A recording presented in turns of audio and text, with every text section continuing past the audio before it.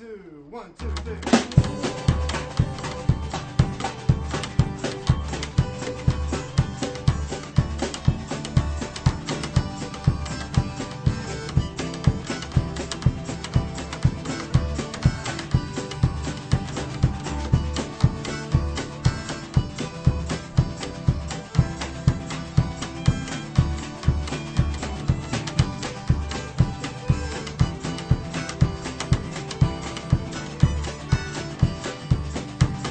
Hello and welcome to Ithaca DSA Presents.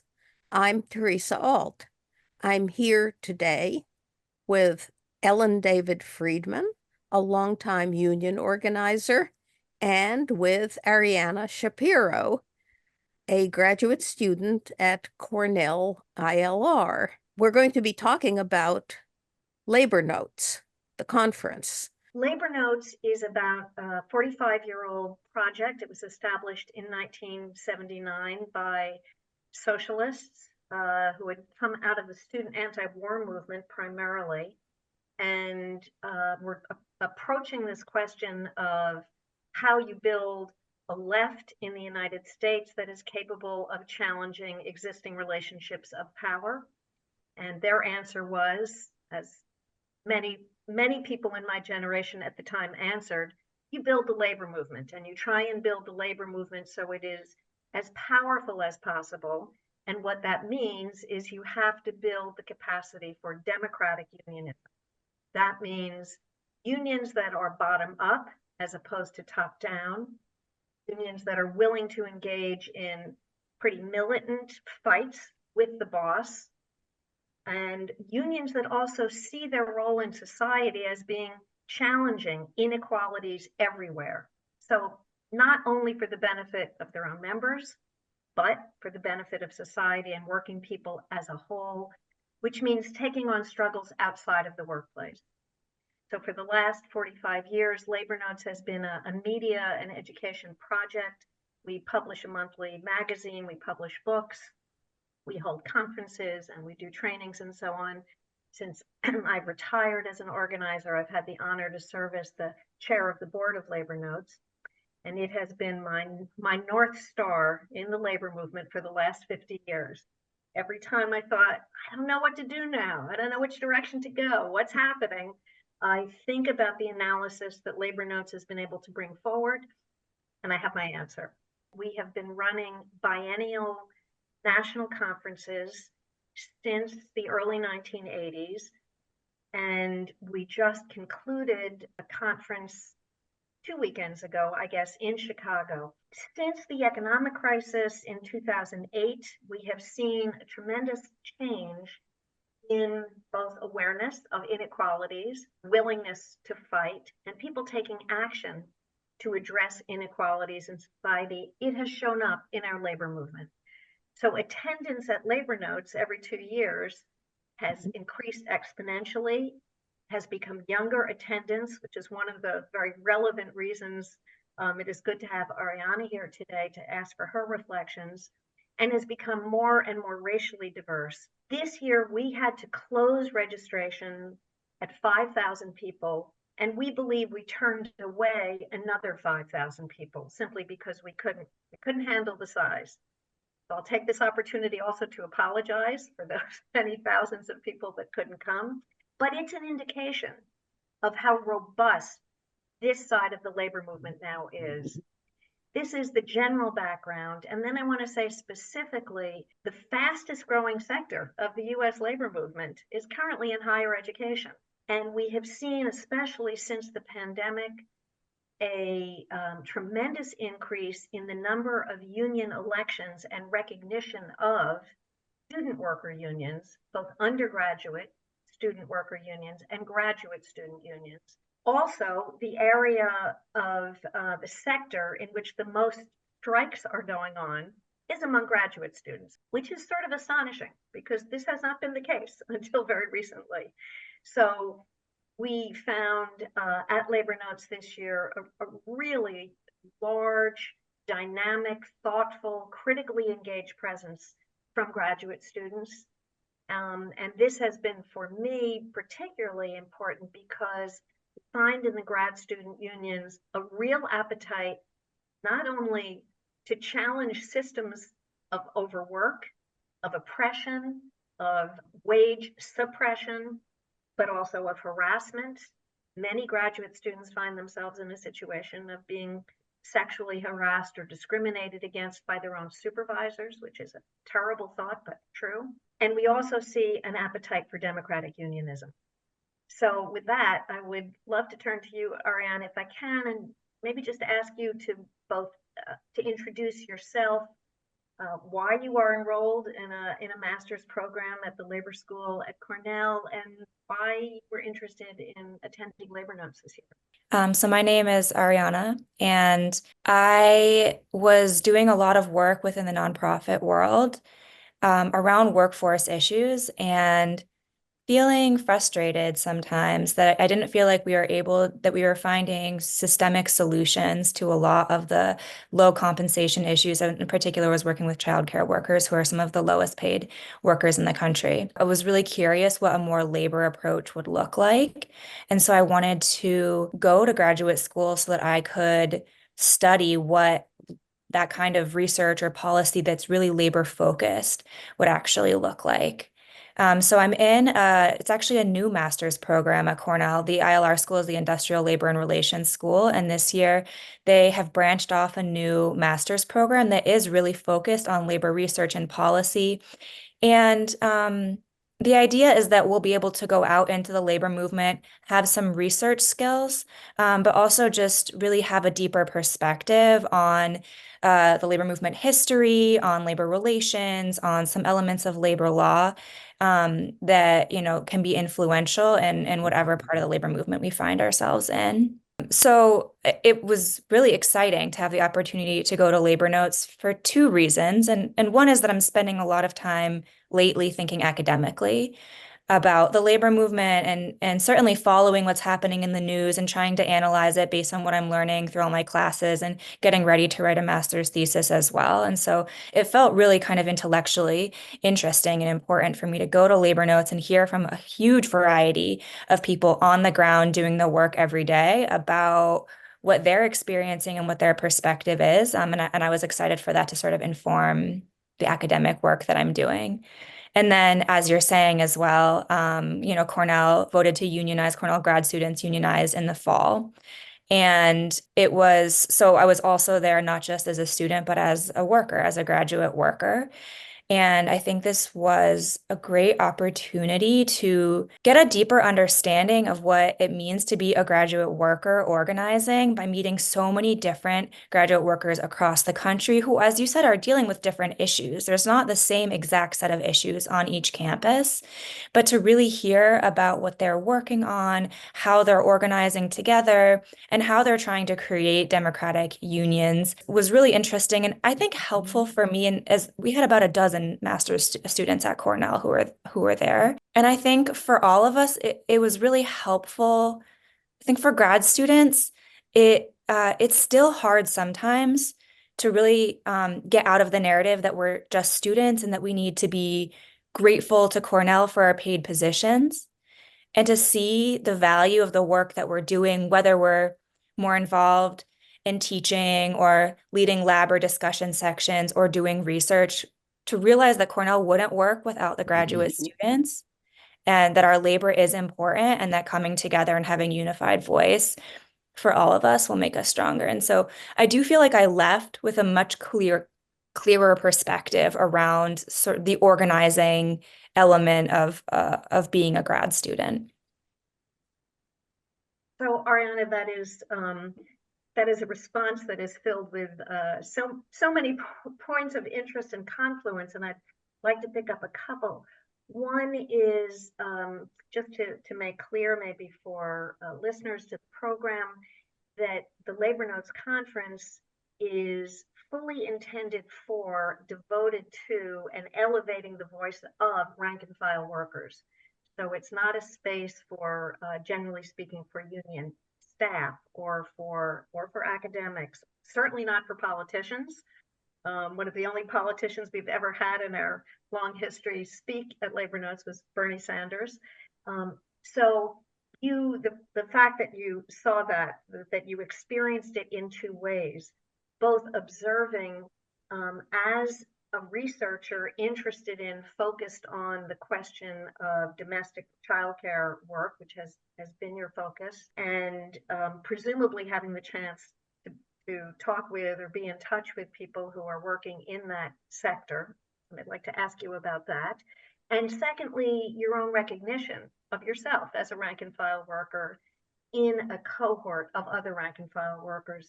This is exactly what we hope comes out of a conference like this, kind of a clarifying and a firming up of one's sense of awareness and self-awareness in the labor movement in these various roles. So you articulated that really beautifully.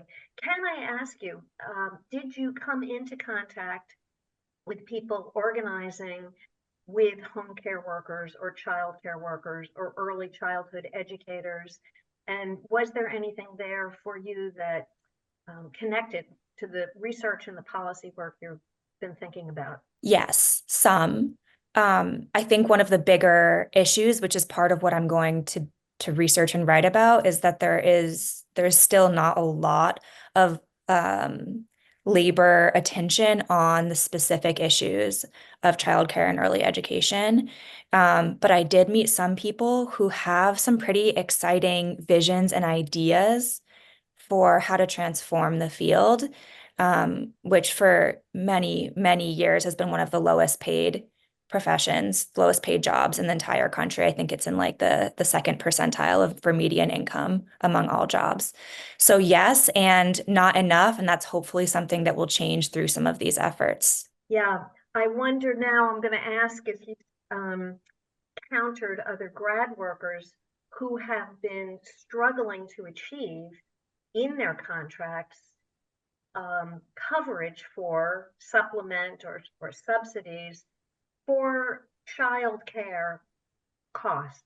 Because as we know, the great majority of graduate student workers are also starting their own lives, starting their own domestic lives, sometimes singly or with a partner, having children or adopting children or inheriting children from other relationships. But I have certainly found in my work with grad students what an overwhelming important need this is.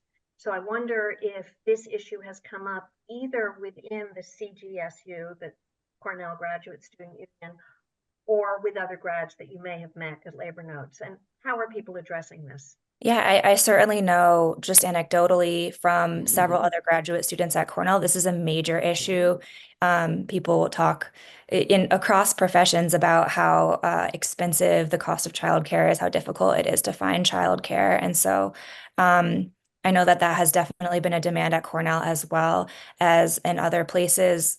One of the things that I think is so interesting about childcare and unions is that I think unions are actually in a really unique position to push for childcare as an issue that affects both consumers, parents, but also the workers as well. And I think that's been one of the biggest challenges in a lot of the advocacy work around childcare in general, is that it tends to be focused, sort of siloed. So we're focused only on the children and their opportunities. We're focused just on parents having the workforce support so that they can have steady jobs, or we're just focusing on the low wages that the childcare workers make. And I think that there's real potential for unions to be able to bring together a lot of those issues and say that parents deserve affordable and accessible childcare, and the workers need to be paid fairly, and the children need to have high quality learning experiences as well. So I think there's some really interesting work that can be done there.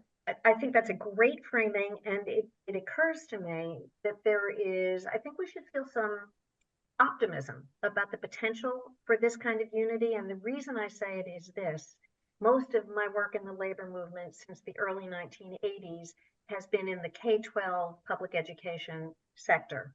I've worked for teachers unions for many years. And in the 1960s and 70s, when public school teachers were first beginning to organize unions and bargain contracts and go on strike to achieve what were livable wages at that time, there was often tremendous antagonism and hostility built up well, often built up by, the employing class and by the politicians and the media, but a lot of hostility built up between teachers and parents as if they had antagonistic interests. This has completely changed 40 or 50 years later. We see now that when teachers and school support staff, including early childhood education workers who are sometimes now in the public setting, and particularly special education para-educators or teaching assistants, organize, do contract campaigns, or go on strike, the parent support is overwhelming. It's often told that 70 and 80% support for these strikes. So I believe that we are in a moment now where parents and as workers themselves, school employees as workers, and often as parents themselves, are seeing a commonality of interest. I wonder if you are aware of, or whether you've heard of any such joining of interest when you were at Labor Notes. I don't know if they exist yet, but I'm wondering if you found any.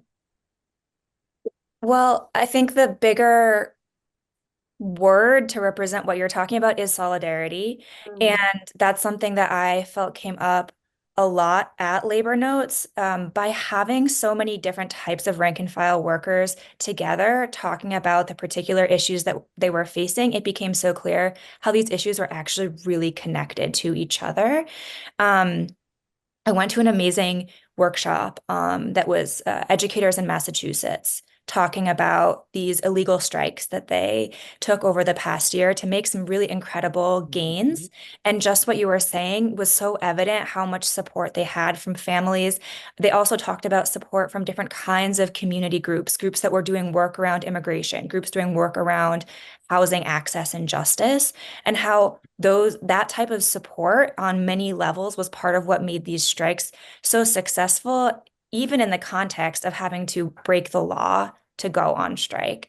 And so that was really inspiring to me. And I think just like what you're saying for early childhood, I think we're still trying to get there. There's still somewhat this narrative that on one hand, it's better for children to be with their parents. And on the other hand, well-skilled and trained educators can provide better quality care than parents can. And I think we need to move beyond that and see solidarity among all people that are caring for and teaching young children, including parents and all types of formal and informal caregivers and teachers. So I think that is the hope. And I think unions are in a really unique position to help that narrative become more widespread. Absolutely. Absolutely on point. I love that so much. And maybe as we get ready to close out this short program, I'd love to ask you this. You mentioned the theme of solidarity. It was incredibly evident. And particularly the point about solidarity in face of unjust laws. Now, in Massachusetts, for listeners who may not be aware, it is illegal for public employees to go on strike. It is prohibited in the law. In fact, public school teachers are only legally permitted to strike in 7 states, which means the vast majority of places in the United States, you will be either individually fined or the union will be collectively fined. In some states, you can be forced from your job. In some states, you can have your teaching license removed. In some states, it is actually a felony charge if you go on strike. So there are a range of penalties for illegal action. And I want to mention this in the context of an amazing thing that happened just the day before yesterday, which is the leadership body of a United Auto Workers local in California, UAW 4811, which represents 50,000 student workers in the University of California's system. They authorized a strike vote, which will start on Monday, May 13th, to go on a wildcat strike. Therefore, we will say an illegal strike. They are referring to it as a strike for Palestine. Now, this is a very profound historical moment that we are in. I think we would all agree. we see on university campuses everywhere, and not only, but especially on campuses, a level of solidaristic work on behalf of the Palestinian people, their struggle for survival at Cornell and elsewhere. And now we are seeing that these courageous encampments which students are undertaking is beginning to flow into the labor movement through the doorway of graduate student unions, which I just find absolutely breathtaking and so awe-inspiring and such a source of courage and confidence. So it is possible that this very, very large graduate student unit in California will knowingly and willfully violate the law by going on strike in order to demand a few things, among which are that the University of California open their books about their endowments and their investments.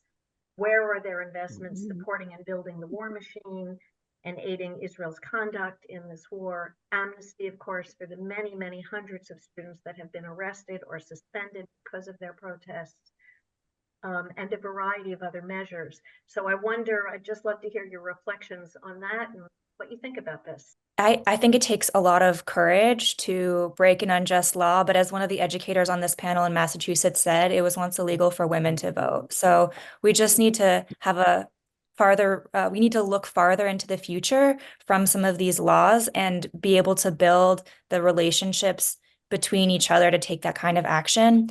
I think it's super interesting what you're talking about at Cornell, where there's, some similar things, some similar dynamics. 3 graduate student workers were suspended by the administration, and we as a union might actually have more avenues to try to reinstate these workers than a lot of the other on-campus faculty, staff, and students who are really concerned about these suspensions and potential expulsions of students. So I think it is a really interesting position to be in. I'll be following closely what happens with the UC workers, and I think they're really setting a model for other campuses around the country. Is this comment that you made, Ariana, which I agree with 100%, which is that the basis for the courage or the bravery that people need in order to defy an unjust law actually comes from our relationships with one another. It is not it's not magic. It's not that someone waves a wand and says, okay, you can be brave enough to do this. It is certainly not that a lawyer says, yeah, go ahead, it won't be so bad, the consequences are minimal. That doesn't do it. And it is not acting out of raw emotion either.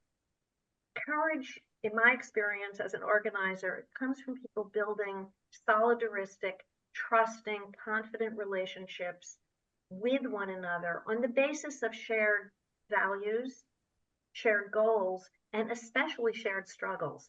So I think what I'd like to say is that here in Ithaca, even though I'm a relatively new resident, we've only been here a little less than 10 years, what I have seen is this consistent attention to the building of relationships among people who share those things, who share values, who share goals, and who share a willingness to struggle.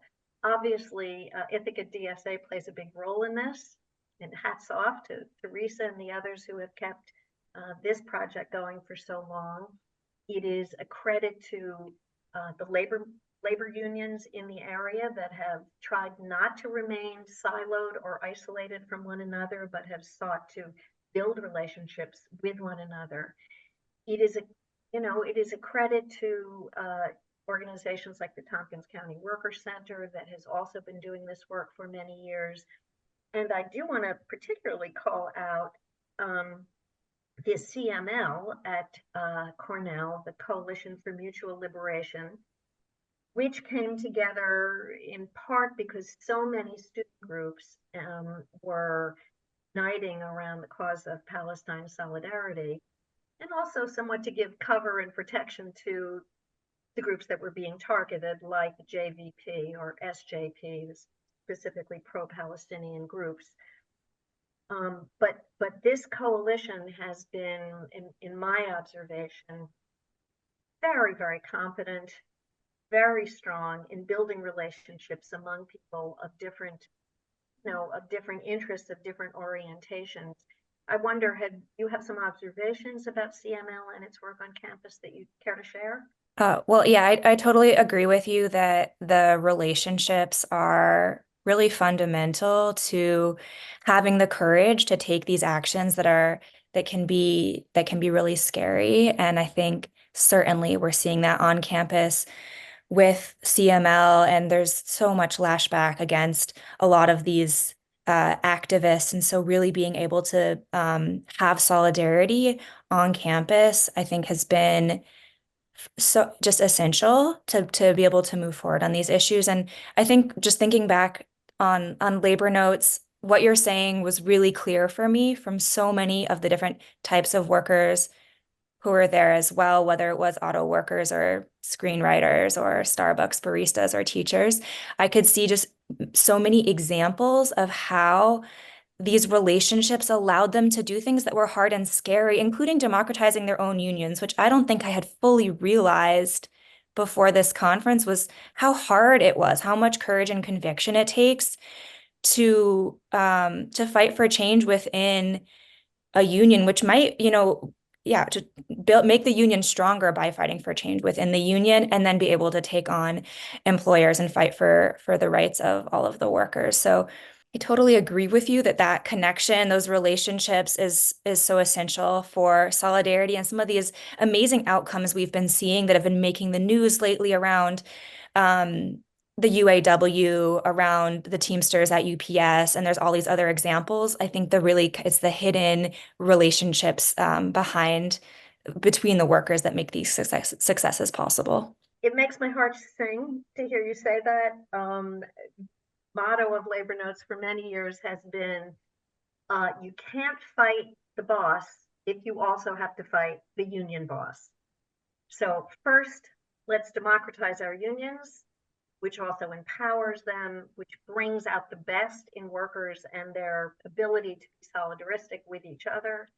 And then together we go forward and challenge not only the boss, but the system of capitalism, which creates these bosses. So I think you've just captured it magnificently. Well, thank you, Ellen David Friedman. Thank you, Ariana Shapiro. Very interesting report from Labor Notes. This has been Ithaca DSA Presents. I'm Theresa Alt. Thanks for watching. 1, 2, 1, 2, 3.